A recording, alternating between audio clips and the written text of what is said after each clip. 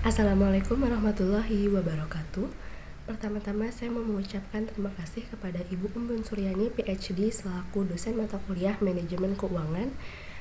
Pada kesempatan kali ini, kami dari kelompok 1 akan mempresentasikan hasil diskusi kami mengenai materi manajemen modal kerja.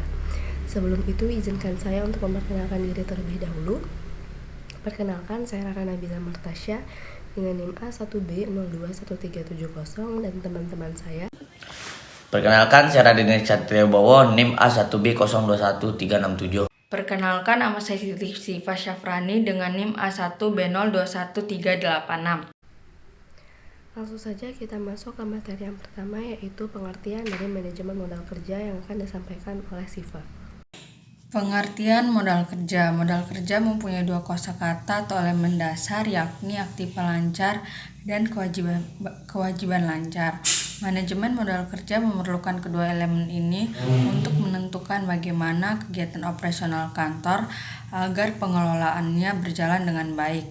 Manajemen modal kerja menurut Harjito dan Martono merupakan manajemen dan elemen-elemen aktiva lancar dan elemen-elemen hutang lancar.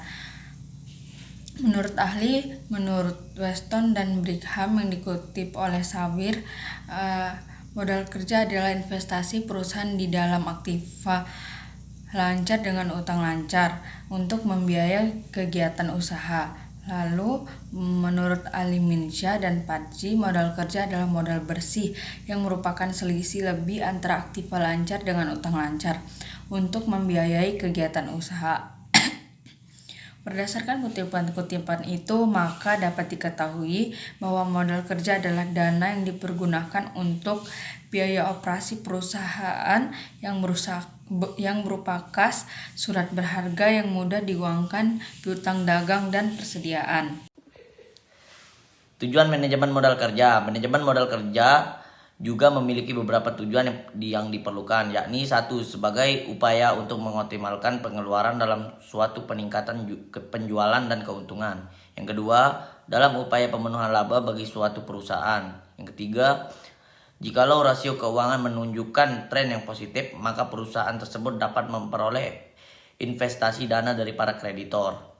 Yang keempat, karena adanya menghargai modal kerja, maka perusahaan akan membayar segala kebutuhan dengan waktu yang telah ditentukan. Dan yang kelima, sebagai perlindungan atau proteksi saat terjadinya krisis modal kerja. Selanjutnya saya akan menyampaikan materi yang ketiga, yaitu jenis-jenis dari modal kerja. Di mana modal kerja di sini terbagi menjadi dua jenis, yaitu modal kerja permanen dan modal kerja variabel. Modal kerja permanen merupakan modal kerja yang wajib dan harus selalu ada di setiap atau dalam perusahaan agar di perusahaan tersebut dapat menjalankan setiap kegiatannya untuk memenuhi setiap kebutuhan dari konsumen. Di mana di jenis modal kerja permanen ini dibagi lagi menjadi dua, yaitu ada modal kerja primer dan modal kerja normal. Modal kerja primer merupakan modal kerja yang minimal harus ada di dalam setiap perusahaan agar fungsinya untuk menjamin si perusahaan tersebut dapat tetap beroperasi. Sedangkan modal kerja normal merupakan modal kerja yang wajib dan harus ada agar si perusahaan tersebut terbiasa hanya untuk bisa beroperasi dengan tingkat produksi yang normal. Dan modal kerja variabel yaitu modal kerja yang jumlahnya itu berubah-ubah, yang menyesuaikan dengan setiap perubahan kegiatan maupun keadaan yang lain, yang bisa mempengaruhi perusahaan tersebut atau bisa berfluktuasi dengan berdasarkan pengingatan atau volume dari penjualan atau produksi. Di mana di modal kerja variabel ini terbagi lagi menjadi 3, yaitu ada modal kerja siklus, modal kerja musiman, dan yang terakhir modal kerja darurat. Modal kerja siklus merupakan suatu modal kerja yang tingkat fluktuasi konjung fungsinya dipengaruhi oleh jumlah kebutuhan. Sedangkan modal kerja musiman merupakan jumlah dana yang dibutuhkan oleh perusahaan untuk pencegahan atau antisipasi jika ada fluktuasi di setiap kegiatan perusahaan. Dan yang terakhir yaitu modal kerja darurat. Dalam modal kerja ini, jumlah di setiap kebutuhannya akan dipengaruhi oleh setiap keadaan-keadaan yang terjadi pada luar kemampuan di perusahaan. Sebuah usaha akan dikatakan sehat jika posisi pada modal kerjanya itu stabil, yang berarti harus ada dua jenis modal kerja yang disebutkan tadi tersedia di setiap perusahaan. Pada setiap harinya, kebutuhan pada modal kerja dalam suatu periode belum tentu akan sama. Penyebab dari ketidaksamaan ini adalah berubah-ubahnya setiap proyeksi pada volume produksi yang akan dihasilkan di perusahaan tersebut. Pada perusahaan itu bisa jadi disebabkan karena adanya permintaan yang berbeda-beda atau tidak sama dari waktu ke waktu. Maka dari itu, setiap kebutuhan modal kerja juga mengalami perubahan. Konsep modal kerja untuk keperluan analisis, pengertian modal kerja di atas masih terlalu umum, sehingga perlu dijabarkan konsep-konsep modal kerja. Menurut Sawir, ada beberapa konsep kerja, yaitu yang pertama yaitu konsep kuantitatif. Konsep ini berdasarkan pada kuantitas dari dana yang tertanam dalam unsur-unsur aktiva lancar, di mana aktiva ini merupakan aktiva yang sekali berputar kembali dalam bentuk semula atau aktiva di mana dana yang tertanam di dalamnya akan dapat bebas lagi dalam waktu yang pendek. Kedua, konsep kualitatif. Apabila pada konsep kuantitatif modal kerja itu hanya dikaitkan dengan besarnya jumlah aktiva saja, maka pada konsep ini pengertian modal kerja juga dikaitkan dengan besarnya jumlah utang lancar atau utang yang harus segera dibayar. Dengan demikian, sebagian dari aktiva lancar ini harus disediakan untuk memenuhi kewajiban finansial yang segera harus dilakukan, di mana bagian aktiva lancar ini tidak boleh digunakan untuk membiayai operasi perusahaan untuk menjaga likuiditasnya.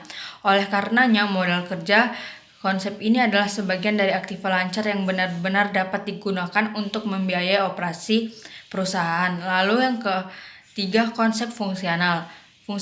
Konsep ini didasarkan pada fungsi dari dana dalam menghasilkan pendapatan. Setiap dana yang digunakan dalam satu periode akuntansi tertentu yang seluruhnya harus langsung menghasilkan pendapatan bagi periode tersebut atau current income, dan sebagian dana lain yang digunakan selama periode tersebut tetapi tidak seluruhnya digunakan untuk menghasilkan pendapatan bagi periode tersebut. Investasi modal kerja. Investasi dalam modal kerja dapat dilihat dalam aktiva lancar pada laporan neraca. Di antaranya investasi dalam persediaan, investasi dalam piutang, investasi dalam kas. Ketiga komponen mengalami perputaran dalam perusahaan guna membiayai semua kegiatan operasional perusahaan dan kemudian semua biaya-biaya yang dikeluarkan kembali lagi ke perusahaan dengan nilai yang lebih tinggi dan modal sebelumnya. Investasi dalam persediaan merupakan elemen utama dari modal kerja, merupakan aktiva yang selalu dalam keadaan berputar, di mana secara terus-menerus mengalami perubahan. Masalah investasi dalam inventory merupakan masalah pembelanjaan aktif, seperti halnya investasi dalam aktiva-aktiva lainnya. Investasi dalam piutang untuk memperbesar volume penjualannya. Kebanyakan perusahaan besar menjual produknya dengan kredit. Dengan demikian, piutang merupakan elemen modal kerja yang selalu dalam keadaan berputar secara terus-menerus dalam rantai perputaran modal kerja.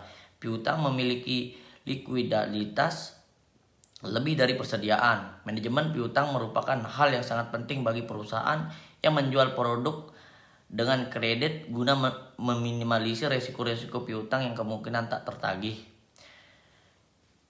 Investasi dalam kas. Kas merupakan aktiva lancar yang paling liquid yang dimiliki perusahaan. Semua transaksi yang ada di dalam maupun di luar perusahaan berkaitan dengan kas, bagaikan darah yang terus mengalir ke dalam tubuh perusahaan yang memungkinkan.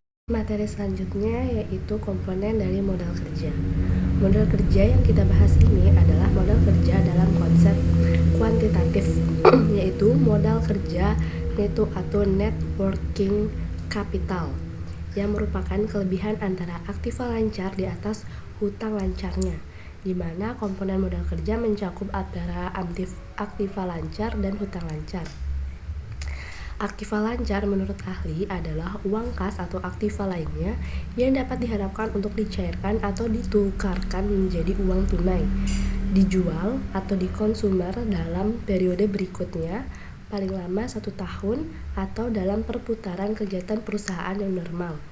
yang termasuk di dalam aktiva lancar, yaitu yang pertama ada kas, yang kedua ada investasi jangka pendek, yang ketiga ada wesel tagih, yang keempat ada piutang dagang, yang kelima ada persediaan barang, dan yang terakhir yaitu biaya yang dapat dibayar di muka.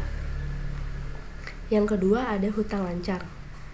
Hutang lancar atau hutang jangka pendek adalah kewajiban keuangan perusahaan yang pelunasannya atau pembayarannya akan dilakukan dalam jangka pendek, atau 1 tahun sejak tanggal neraca, dengan menggunakan aktiva lancar yang dimiliki oleh perusahaan. Hutang lancar merupakan kewajiban perusahaan kepada pihak lain yang harus dipenuhi dalam jangka waktu kurang dari 1 tahun, atau utang yang jatuh temponya masuk siklus akuntansi yang sedang berjalan. Dan ada beberapa komponen yang termasuk di dalam hutang lancar. Yang pertama ada hutang dagang atau account payable. Yang kedua ada penghasilan yang ditangguhkan atau deferred revenue. Dan yang terakhir ada hutang dividen atau dividend payable.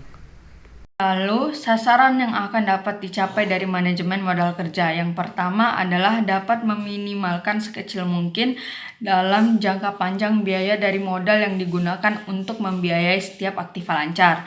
2. Dapat memaksimalkan nilai dari perusahaan dengan dapat mengelola aktiva lancar sehingga tingkatan dari pengembalian investasi margin adalah lebih besar atau sama dari biaya modal yang dikeluarkan untuk pembiayaan aktiva lancar. 3. Dapat mengawasi pada arus dana yang ada pada aktiva lancar dan dari ketersediaan dana yang dari sumber hutang sehingga dapat perusahaan tersebut dapat menjalankan kewajiban dalam masalah keuangan ketika jatuh tempo. Besar kecilnya modal kerja tergantung dari 2 faktor. Yang pertama, periode perputaran atau periode terkaitnya modal kerja merupakan keseluruhan atau jumlah dari periode yang meliputi jangka waktu pemberian kredit beli. Lama penyimpanan bahan mentah di gudang, lamanya proses produksi, lamanya barang disimpan di gudang. Jika waktu penerimaan piutang, pengeluaran kas rata-rata setiap hari merupakan jumlah pengeluaran kas rata-rata setiap hari untuk keperluan bahan mentah, bahan pembantu, pembayaran upah buruh, dan lain-lain. Penentuan besarnya modal kerja yang dimaksudkan dengan periode perputaran atau periode terkaitnya suatu modal kerja adalah suatu keseluruhan atau dari suatu periode-periode yang meliputi dari jangka pemberi kredit yang dibeli, lamanya dari suatu proses produksi itu sendiri, lamanya penyimpanan bahan mentah yang ada di gudang, lamanya barang maka dari itu disimpan, dan jangka waktu dari penerimaan piutang. Sedangkan pengeluaran yang dimaksud di sini adalah biaya dari rata-rata per hari untuk para pembeli bahan baku itu sendiri, pembayaran dari gaji buruh, bahan pembantu lain, dan lain-lain. Sekian presentasi dari kelompok kami. Terima kasih telah menonton video ini. Mohon maaf apabila masih ada kesalahan dan kekurangan. Wassalamualaikum warahmatullahi wabarakatuh.